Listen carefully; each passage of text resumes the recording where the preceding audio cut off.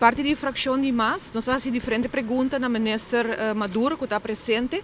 sobre a liberdade apresentar uma lei no parlamento, uma lei, por certo, que trata do tempo de ministro Becker, caminho que está bisa, que vai barra a tarifa que não com 2%, dos dias 12, vai para 10%, para o que está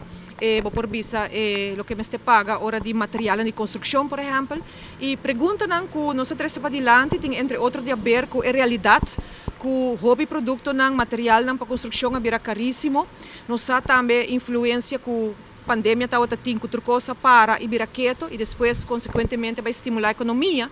Pero no mesmo momento a realidade está que por visa redução aqui pergunta está se em verdade ajuda a reduzir uma quantidade que já acaba por visa a basta caro. Nós temos para adiante exemplo